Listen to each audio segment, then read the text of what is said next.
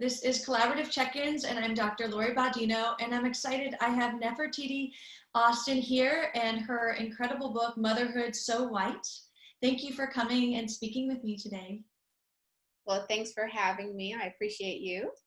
This is a really important topic, and it's so helpful to know that there's books out there, and not only an author, but also a mom in this experience.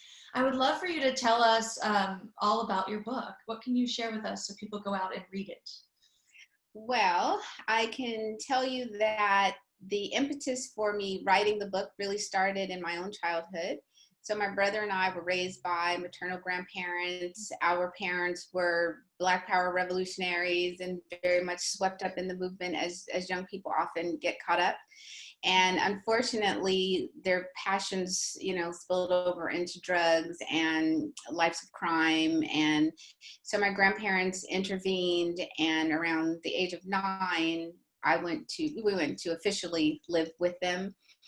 And so I don't think I connected the dots really until I started writing my memoir, but the seeds of being raised by people who didn't give birth to me, it was already planted. So I knew that it was possible to do that. And then my best friend was adopted, and she's an adoption social worker. So even though I always had plans to get married, and, I'd flip through the knot and imagine myself at was a pea in the pod. I don't even know if that store is still around, and buying, cute maternity clothing. Right.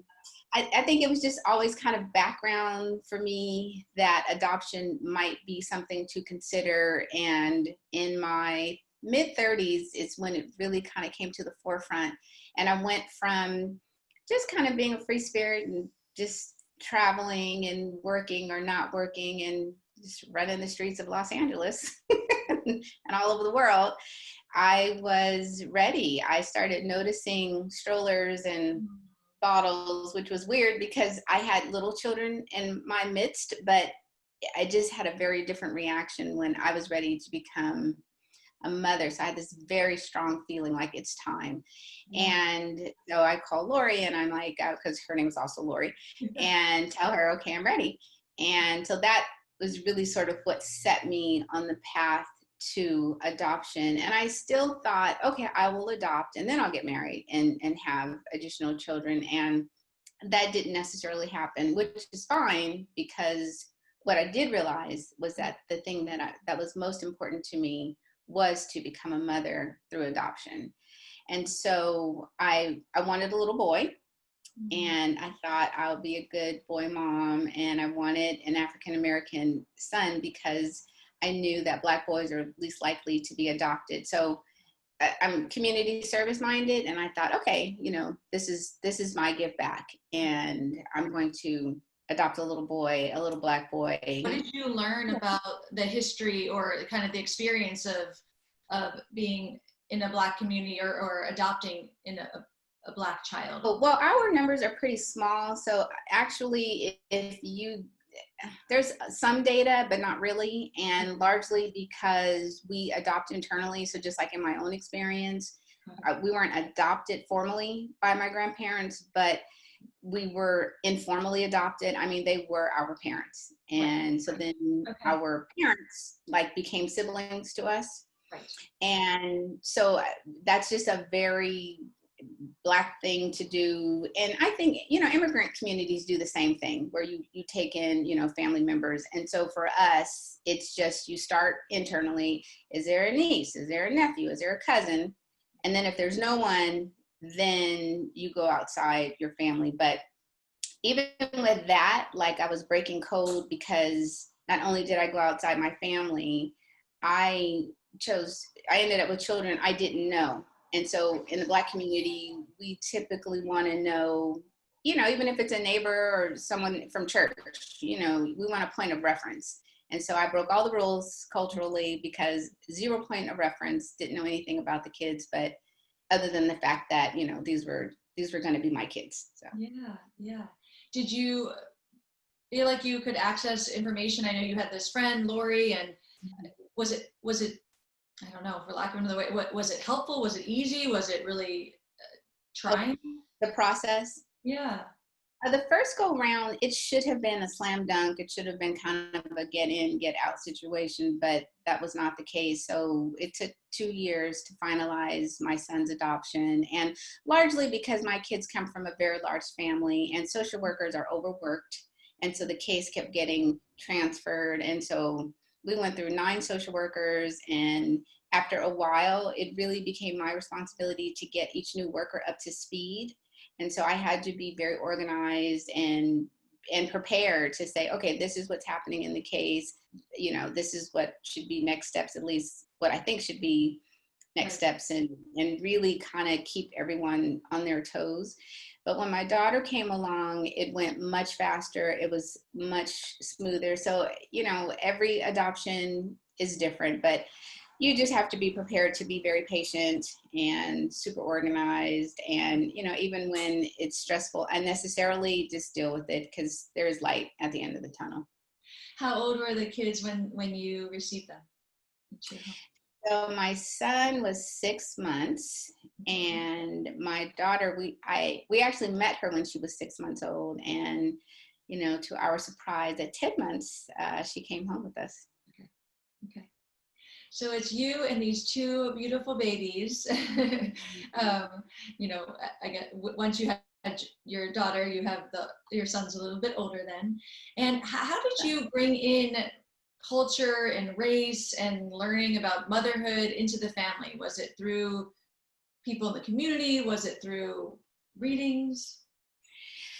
Well, so by training, I am a historian, and I've taught African American studies and U.S. history for a whole bunch of years. So it's already just part of who I am, and it's part of our conversation because I'm always reading, and those are the things that are most interesting to me. However, with my son, it really came about organically. It was the death of Trayvon Martin that really helped me understand that as the mother of a Black boy, I was going to have to educate him, like expand his education. And so culturally, I mean, he would certainly know about his people and the history of Black people in America, but he would have to learn how he would be perceived in the world. And so it was really Trayvon's death that helped me to understand that I'm going to have to train my son in his own safety, like not just physical safety, but emotional safety, so that as he goes out in the world, you know, I want him to be happy and healthy and whole, and also be aware that unfortunately, because of the color of his skin and his gender, there will be people who will be out to get him or be afraid of him for no reason. And so that's honestly how it started. Yeah, yeah. So is that even as a mom, do you think about what he's wearing, where his eye contact, how he's moving? This is all conversations you have? Oh yeah, we have all of those conversations.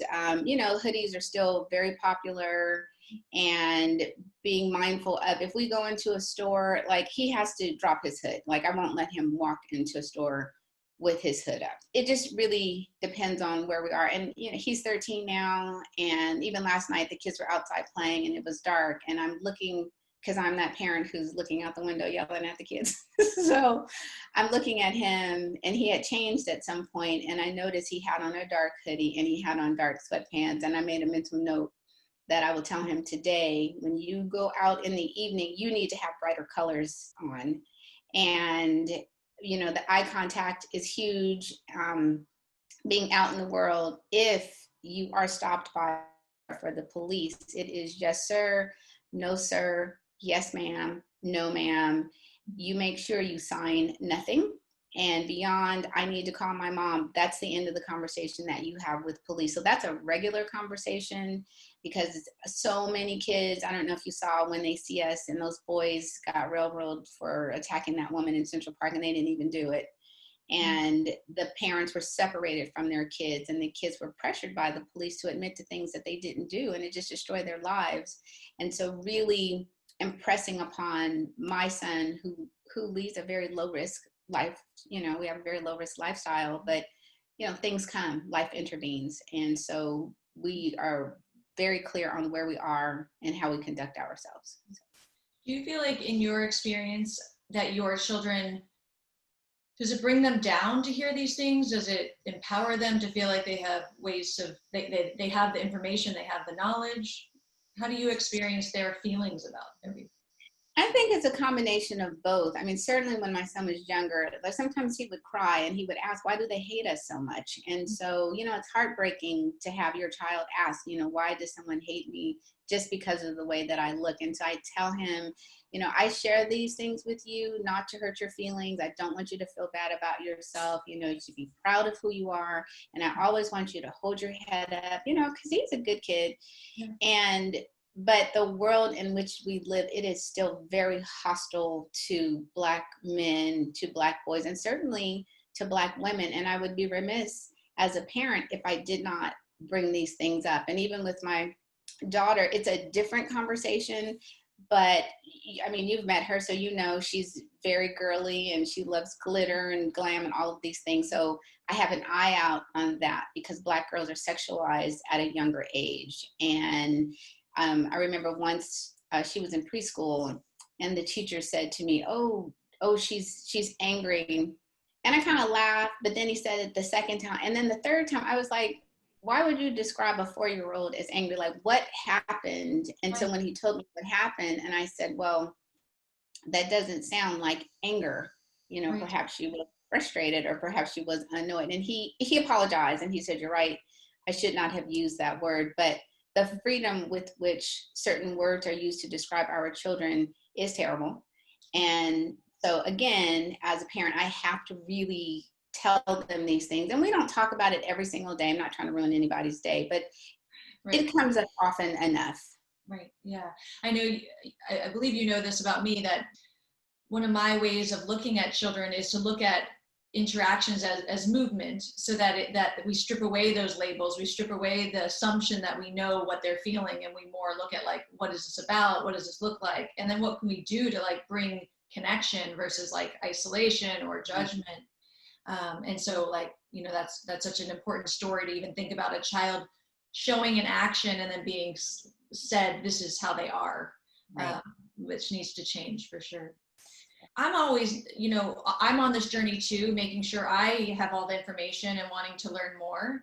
Mm-hmm. And I'm wondering if there's an experience you've had that could be helpful for even me to be aware of that I might not know about in terms of how I'm interacting with a Black child, a Black family. Sure. Well, I think, one, you're already doing it. So we're having this conversation. And so that's huge. And so, things that White parents can do are interact with families who don't look like you and, make a point to build relationship community with families who don't look like you. Your children, play dates are huge, especially when the children are younger. And it's funny, it seems easier when they're younger, but in my experience, it has with children in school on the West Side of Los Angeles, it's a lot of, oh, sure, come over, come west. And then when it's like, okay, well then next time, I want to reciprocate and you come my way, you come to my home, you often find, oh, well, that's too far, which is code for, I don't want to go to your neighborhood, or I have an idea of what life is like east of La Brea, east of La Cienega. And so those types of things. And literature, read your children books that have protagonists who are Asian or Latinx or Black. And all of the stories don't have to be racially driven. I mean, there are mysteries and glitter glam stories, all sorts of things, and programming so that your kids and even you get used to seeing diversity within images, learning about diverse stories. And I think that will certainly cut down on stereotypes and assumptions about, who people are. Right. So those are definitely some things that I think White parents can do.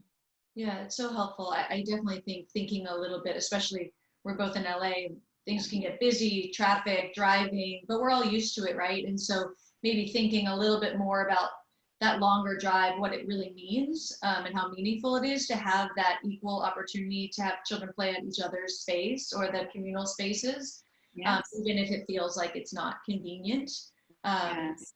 and just making sure everyone connects. I get curious about that, of just how children relate at school, and then making those friendships, and how to keep fostering those different relationships. And we It's effort. yeah, yeah.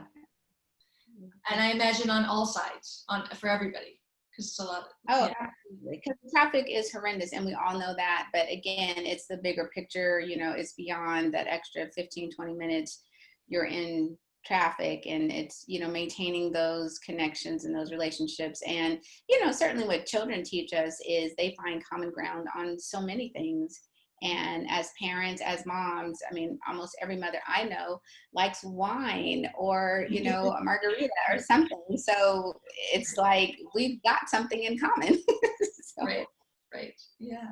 One of the things that's so wonderful about your book is that we do get to experience your story, and get to connect not only to concepts that are so prominent, and it's not new concepts, but maybe new to those of us that are on this newer journey, but also just the reality of like the story. And then this piece of what is motherhood, the adoption piece versus having your child, and that dynamic of creating your family. So I think that's so important as our listeners are going out to get the book, just that you have this angle of hearing the story and being the mom in this experience.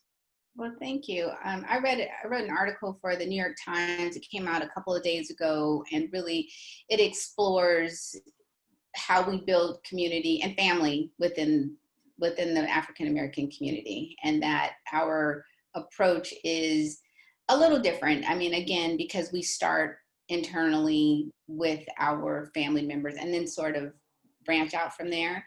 And so also in my memoir, I talk about that, and the fact that, we build family like everyone else does, in vitro fertilization, surrogacy, the whole thing. So there's no, and I recognize that there's diversity within white motherhood, but there's just a consistent sort of erasure of Black mom narratives. And so then it's almost like, oh my God, really? You guys do that? It's like, yeah, because folks who want to become parents pursue, we go through great lengths to make that happen. And so I think if you think of it in those terms, it normalizes the experience, which is what I was attempting to do, is not only see myself on the page, because I didn't see myself on the page, which is why I started writing about parenting and race, but also for non-Black moms to read it and, again, find a lot of commonality with Black moms. I wrote my book for mothers who look like me, because we have traditionally been erased in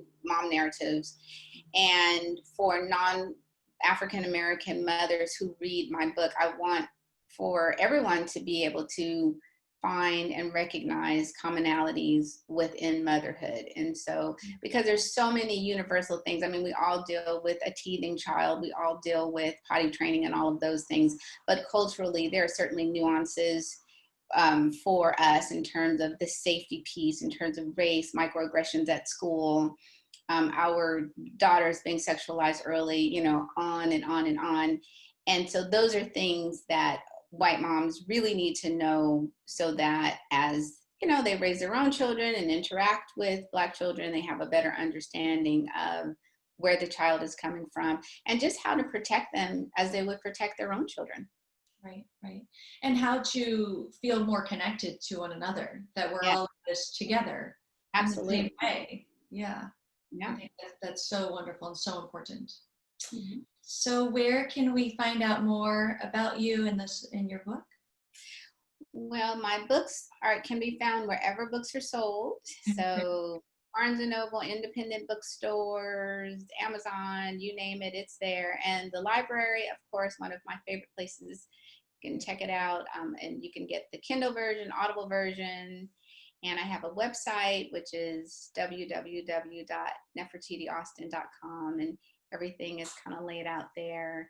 And I'm on social media, so I pride myself on responding to people. So if you send me a hello, I will respond back. Wonderful. Thank you so much. I can't wait to have everyone enjoy this book, and all of us to connect together. Oh, wonderful. Thank you. Say hello to your beautiful children. I will.